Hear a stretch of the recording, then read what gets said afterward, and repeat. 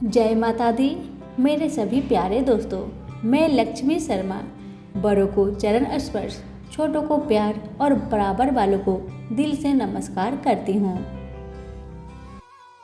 आज मंगलवार के दिन मैं आप सभी को सुनाऊंगी पवन पुत्र हनुमान की कथा। श्रद्धा से सुनने मात्र से आपकी सारी सपने जरूर पूरी होगी। तो प्रेम से बोलिए पवन पुत्र हनुमान की जय। कथा। इस व्रत की कथा का उल्लेख श्री पद्म पुराण में इस प्रकार है।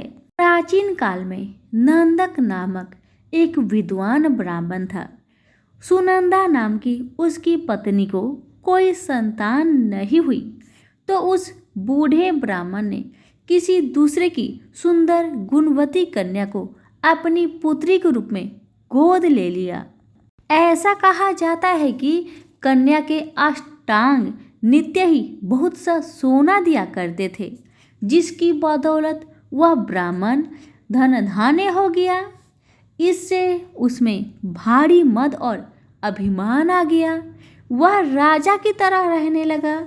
कन्या जब विवाह योग्य हो गई तो नंदक ने उसका विवाह सोमेश्वर नाम के एक ब्राह्मण युवक के साथ कर दिया। इस तरह वह कन्या से नित्य प्रति मिलने वाले स्वर्ण से वंचित हो गया।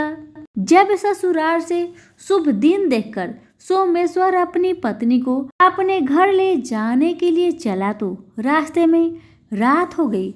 वन में अकेला देखकर निर्दयी नंदक ने सोमेश्वर की हत्या कर दी। पति को मारा देख ब्राह्मण पुत्री बहुत दुखी हुई। उसने पति के साथ मरने का निश्चय कर लिया। वह मरने की तैयारी कर ही रही थी कि मंगल देव वहां उपस्थित हुए और उन्होंने उसे वर मांगने को कहा। ब्राह्मण पुत्री ने कहा, हे देव, यदि आप मुझ पर प्रसन्न है तो मेरे पति को जीवित कर दे। यह सुन मंगल देव ने उसके पति को परम विद्वान बनाकर जीवित कर दिया और भी वर मांगने को कहा तो ब्राह्मण पुत्री ने कहा, हे ग्रहों के स्वामी, जो लाल चंदन द्वारा लाल फूलों से मंगलवार के दिन प्रातःकाल के समय आपका पूजन कर स्मरण करे, उन्हें बंधन, रोग और व्याधि कभी भी पैदा ना हो। उन्हें व उनके परिजनों को सर्प, अग्नि और बैरियों से भय ना हो। उनका कभी स्वजनों से वियोग ना हो तथा आप अपने भक्तों के लिए सुख देने वाले हो, यही वर मुझे दीजिए। मंगल देव बोले, जो मेरा भक्त जितेंद्रिय होकर एक बार भोजन करके 4 दीपक युक्त मंडल पर अर्धों के साथ वेदों और पुराणों के मंगल मंत्रों सहित 21 मंगलवार का व्रत करे, साथ में लाल रंग का युवा बैल सोने सहित यथाशक्ति दान करे और ब्राह्मणों को भोजन कराए तो उसे कभी मंगल की ग्रह पीड़ा नहीं होगी। उसे भूत, प्रेत, बेताल और शाकिनी कभी नहीं मार सकेंगे। उनकी दरिद्रता नष्ट होगी और उनके परिवार में यश और कीर्ति की वृद्धि होगी। उनका वंश बढ़ेगा। यह कहकर मंगल देव अंतर ध्यान हो गए। तभी से मंगलवार व्रत की परिपाटी चालू हुई। सभी प्रेम से बोले पवन पुत्र हनुमान की जय। एक दूसरी कथा के अनुसार एक वृद्धा प्रति मंगलवार को व्रत रखती थी। उसका एक पुत्र भी था जिनका नाम मंगलिया था। मंगल को बुढ़िया न तो गोबर लिपती थी न मिट्टी खोदती थी। एक दिन उसकी परीक्षा लेने मंगलदेव ब्राह्मण के रूप में वहां आए और वृद्धा से बोले, मुझे भूख लगी है, भोजन में मैं स्वयं बना लूँगा, तुम सिर्फ जमीन को गोबर से लिप दो। इस पर बुढ़िया ने कहा, आज मंगलवार है, मैं इस दिन जमीन नहीं लिपती। हाँ, पानी छिड़क कर चौका लगा देती हूँ, आप उसी जगह रसोई बनाए। ब्राह्मण ने कहा, मैं तो गोबर से लिपे चौके में ही भोजन पकाता हूँ। बुढ़िया ने जमीन लिपने के सिवा कुछ भी करने की हामी भर ली तो ब्राह्मण ने वृद्धा से कहा, अपने लड़के को बुलाकर औधा लिटा दो, उसी की पीठ पर मैं भोजन पकाऊंगा। काफी सोचने पर वृद्धा ने पुत्र को बुलाकर औधा लिटा दिया तथा उस ब्राह्मण की आज्ञा से अंगीठी जला दी। ब्राह्मण ने अंगीठी में आग जला भोजन बनाने के बाद वृद्धा से बोला, अपने पुत्र को बुला, वह भी प्रसाद ले लेगा। बुढ़िया ने दुखी मन से कहा, ब्राह्मण देवता क्यों हंसी कर रहे हो? उसी पर आग जलाकर तो आपने भोजन बनाया, वह तो मर चुका होगा। ब्राह्मण ने बुढ़िया को समझाया तथा बुलाने का आग्रह किया। आवाज लगाते ही पुत्र दौड़ता आया। ब्राह्मण बोला, माई तेरा व्रत सफल हुआ। दया के साथ तुम्हारे हृदय में निष्ठा व विश्वास भी है, अतः तेरा सदा कल्याण ही होगा। सभी प्रेम से बोले, पवन पुत्र हनुमान की जय, मंगल देव की जय। यह कथा है हनुमान जी की माँ से ऐसी कौन सी भूल हो गई जिस कारण वह अप्सरा से बन गई बनरी। आइए सुनते हैं। एक बार देवराज इंद्र की सभा स्वर्ग में लगी हुई थी। इसमें दुर्वासा ऋषि भी भाग ले रहे थे। जिस समय सभा में विचार विमर्श चल रहा था, उसी समय सभा के मध्य ही पूजिक स्थली नामक इंद्रलोक की अप्सरा बार बार इधर से उधर आ जा रही थी। सभा के मध्य पूजिक स्थली का यह आचरण ऋषि दुर्वासा को अच्छा न लगा। दुर्वासा ऋषि अपने क्रोध के लिए प्रसिद्ध है। उन्होंने पूजिक स्थली को कई बार टोक कर ऐसे करने से मना किया, लेकिन वह अनसुना कर वैसा ही करती रही। तो दुर्वासा ऋषि ने कहा, तुझे देव सभा की मर्यादा का ज्ञान नहीं। तू कैसी देव अप्सरा है जो बनरियों की तरह बार बार आ जाकर सभा में विघ्न डाल रही है। जा, अपनी इस आदत के कारण तू बनरी हो जा। दुर्वासा ऋषि का श्राप सुनकर पूजिक स्थली सन्न रह गई। अपने आचरण का यह परिणाम वह सोच भी नहीं सकती थी, पर अब क्या हो सकता था? भूल हो चुकी थी, उसके कारण वह श्रापग्रस्त भी हो गई। उसने हाथ जोड़कर अनुनय विनय कर कहा, ऋषिवर, अपनी मूर्खता के कारण यह भूल में अनजाने में करती रही और आपकी वर्जना पर भी ध्यान न दिया। सभा में व्यवधान डालने का मेरा कोई उद्देश्य न था।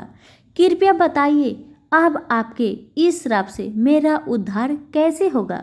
अप्सरा की विनती सुनकर ऋषि दुर्वासा पसीजे बोले, अपनी इस चंचलता के कारण अगले जन्म में तू वानर जाति की राजा विरज की कन्या के रूप में जन्म लेगी। तू देव सभा की अप्सरा है, अतः तेरे गर्भ से एक महान बलशाली, यशस्वी तथा प्रभु भक्त बालक का जन्म होगा। पूजिक अप्सरा को संतोष हुआ। पूर्ण जन्म में वानर राज विरज की कन्या के रूप में उसका जन्म हुआ। उसका नाम अंजना रखा गया।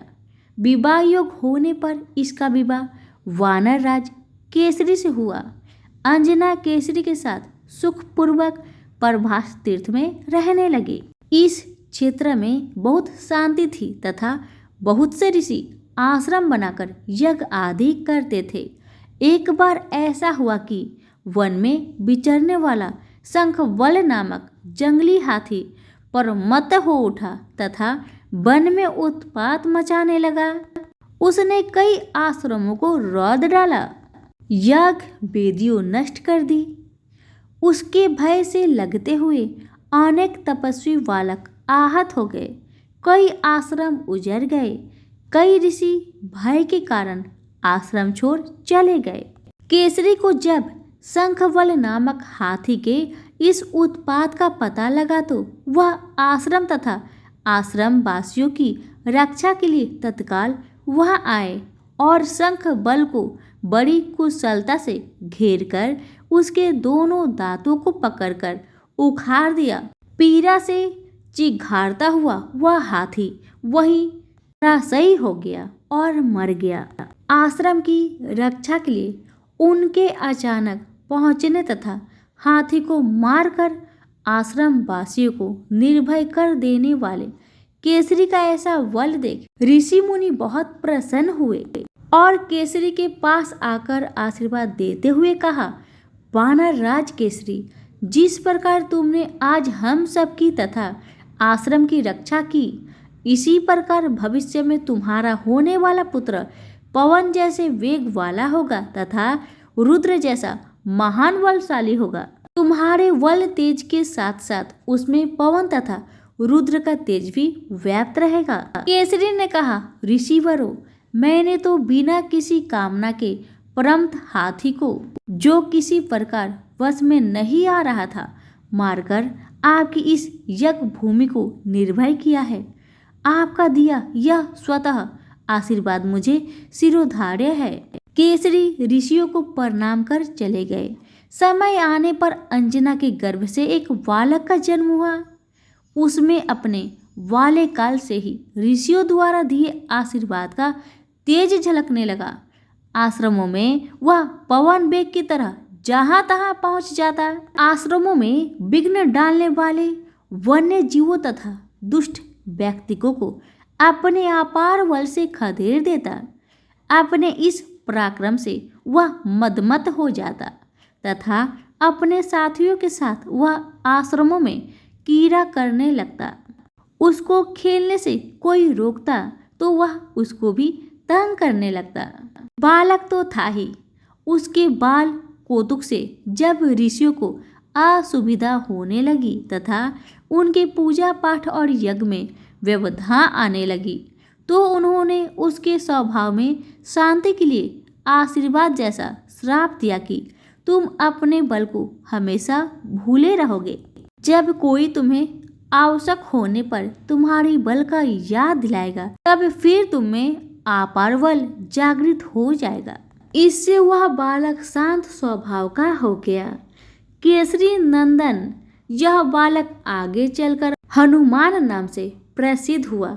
सीता जी की खोज के लिए जब कोई समुद्र पार करने का साहस नहीं कर रहा था और हनुमान जी चुप बैठे थे, तो जामवंत ने हनुमान जी को उनकी बल की याद दिलाई थी। तब उन्होंने समुद्र पार कर सीता की खोज की। प्रेम से बोले, पवन पुत्र हनुमान की जय। यह कथा है जब हनुमान जी ने सत्यभामा, गरुड़ और सुदर्शन चक्र का घमंड चूर किया था। एक बार सुदर्शन चक्र को स्वयं की शक्ति पर अभिमान हो गया था और भगवान श्री कृष्ण ने उनके अभिमान को दूर करने के लिए श्री हनुमान की सहायता ली थी। सुदर्शन चक्र को यह अभिमान हो गया था कि उसने इंद्र के वज्र को निष्क्रिय किया था। वह लोकालोक के अंधकार को दूर कर सकता है। भगवान श्री कृष्ण अंततः उसकी ही सहायता लेते हैं। भगवान अपने भक्तों का सदा कल्याण करते हैं, इसलिए उन्होंने हनुमान जी का स्मरण किया। तत्काल हनुमान जी द्वारिका आ गए। जान गए कि श्री कृष्ण ने क्यों बुलाया है। श्री कृष्ण और श्री राम दोनों एक ही है, वह यह भी जानते थे, इसलिए सीधे राज दरबार नहीं गए, कुछ कौतुक करने के लिए उद्यान में चले गए। वृक्षों को उखाड़ फेंका, कुछ को तोड़ डाला तथा वाटिका को वीरान बना दिया। फल तोड़ना और फेंक देना हनुमान जी का मकसद नहीं था, वह तो श्री कृष्ण के संकेत से कौतुक कर रहे थे। बात श्री कृष्ण तक पहुंची। किसी बानर ने राजोद्यान को उखाड़ दिया है। श्री कृष्ण ने सेनाध्यक्ष को बुलाया, कहा, आप सेना के साथ जाए तथा उस बानर को पकड़कर लाए। श्री कृष्ण मन ही मन मुस्कुरा रहे थे।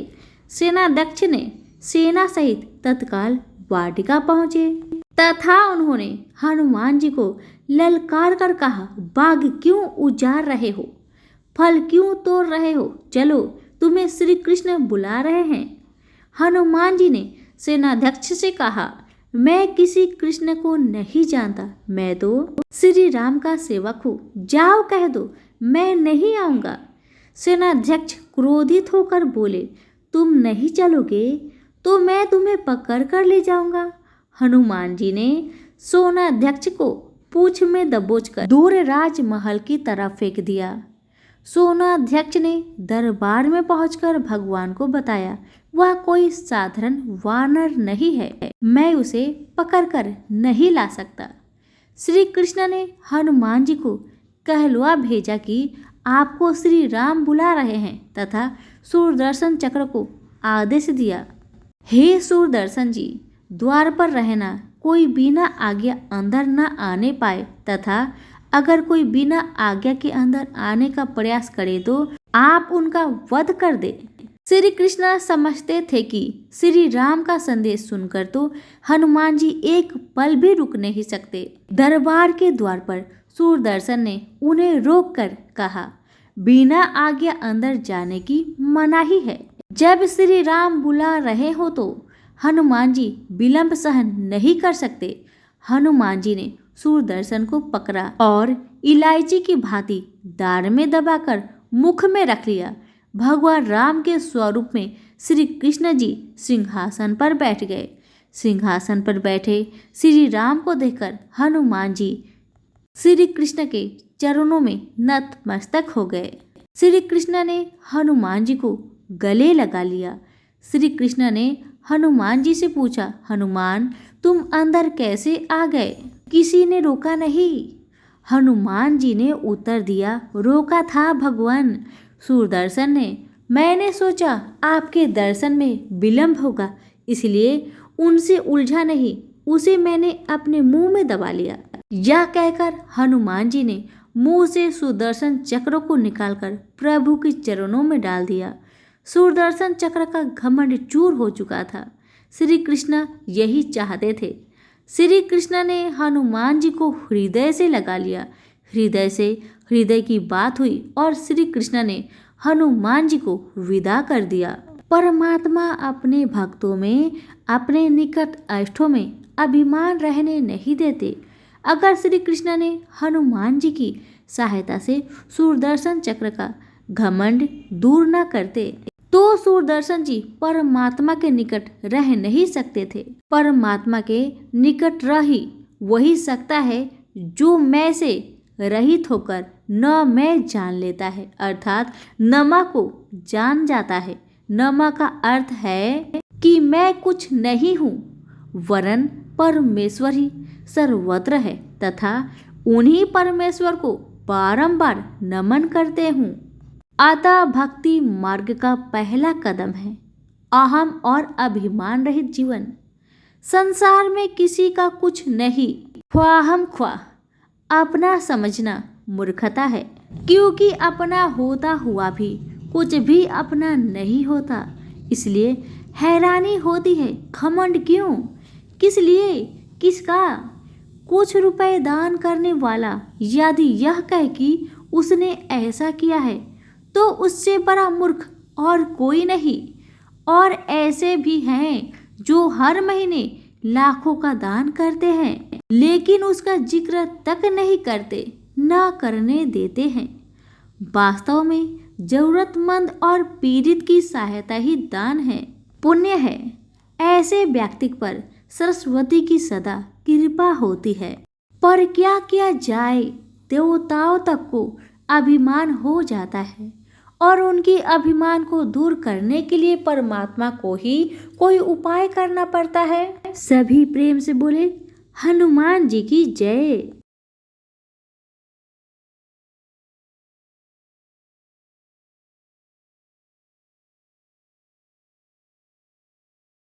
श्री कृष्ण ने अपनी पत्नी सत्यभामा को स्वर्ग से परिजात लाकर दिया था।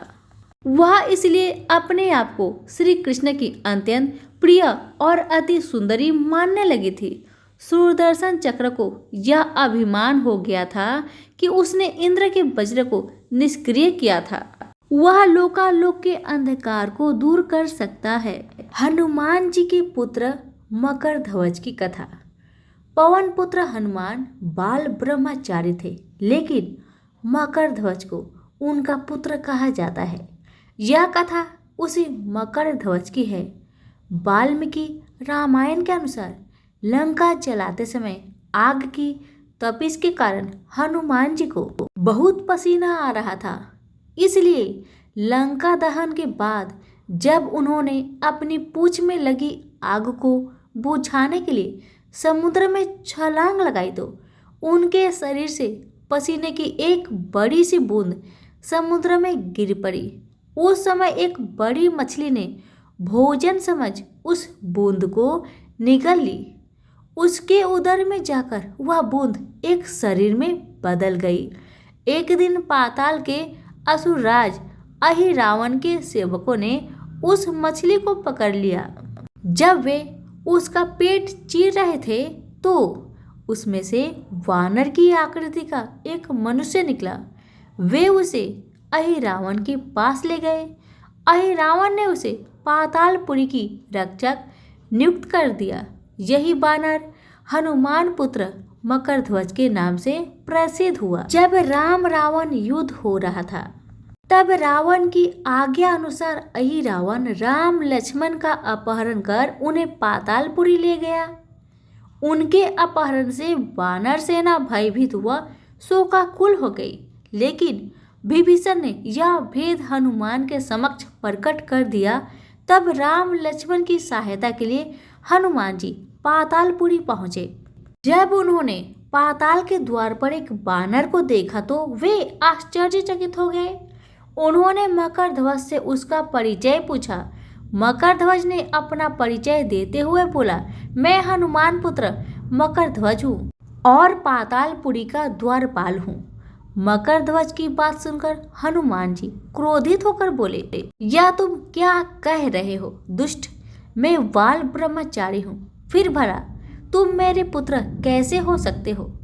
हनुमान का परिचय पाते ही मकरध्वज उनके चरणों में गिर गया और उन्हें प्रणाम कर अपनी उत्पत्ति की कथा सुनाई।